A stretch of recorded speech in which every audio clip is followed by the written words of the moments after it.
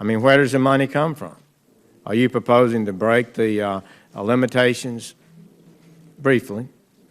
It is part of the President's proposal, which is not going to buy into the bad policy of sequestration, but he's designed a budget that can accommodate this. When we go to our states, the group we have the most complaints about from our constituency, whether it's highway people, whether it's farmers, whether it's energy people, is an Environmental Protection Agency. Well, it's an extraordinary overreach. And you apparently aren't aware the pushback that's occurring in the real world. So now you say that we've got a crisis and there are dangers out there.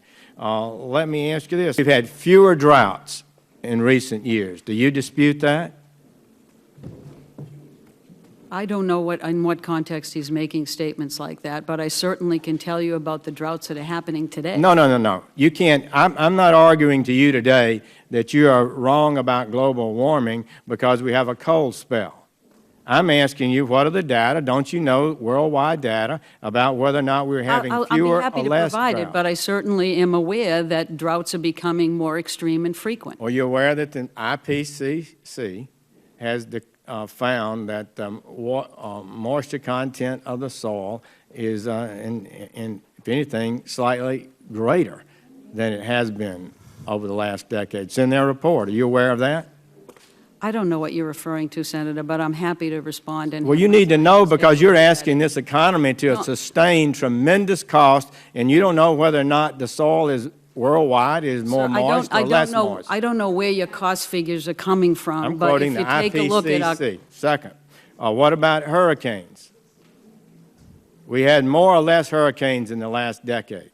There have been more frequent hurricanes and more intense in terms of landing those hurricanes on land. I cannot answer that question. It's a very complicated issue. It's not complicated on how many have landed. We've had a dramatic reduction in the number. We've gone a decade without a hurricane class 3 or above. But, sir, the scientists are not really considering that number to be significant because the subset is so small that you're looking at, that you're taking issues in science out of context. And it's not my job to be— Are you asserting that you have evidence that we have greater hurricane around the world in the last decade than the previous decade? I am asserting that I have plenty of evidence, factual evidence from scientists who know this issue, that climate change is happening, it's real, it's happening now. Well, of course the climate is changing, Ms. McCarthy. I just ask you, you have been saying that we have more storms. Will you submit within a few days, it shouldn't take long, I'm happy to submit all the science that we've had more storms in the last decade? When you say we, what are we talking about? The world. The U.S.? The world. I'm happy to submit the full breadth of science that we have behind climate. We've submitted it on many occasions. We'll do it again. Would you acknowledge that and over the last 18 years, that the increase in temperature has been very little, and that it is well below, matter of fact, 90% below most of the environmental models that showed how fast temperature would increase? No, I would not agree with that, sir. A 1-degree temperature is significant. No. I don't know what I'm asking you, is it below the models or above the models? I do not know what the models actually are predicting that you're referring to. There are many models. Ahead of the environmental. And sometimes it's actually going faster and sometimes slightly slower than the model predicts.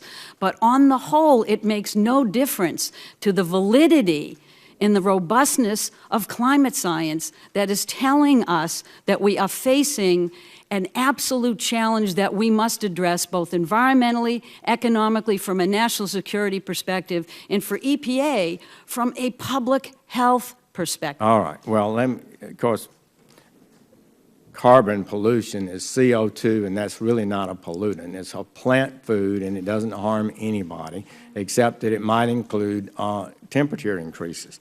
So let me ask you one more time. Are you asserting, just give me this answer, if you take the average of the models predicting how fast the temperature would increase, is the temperature in fact increasing less than that or more than that? I cannot answer that question specifically. Well, Mr. Chairman, I just would say this is a stunning development. that the head of the Environmental Protection Agency, who should know more than anybody else in the world, who's imposing hundreds of billions of dollars in costs to prevent this climate and temperature increases, doesn't know whether their projections have been right or wrong.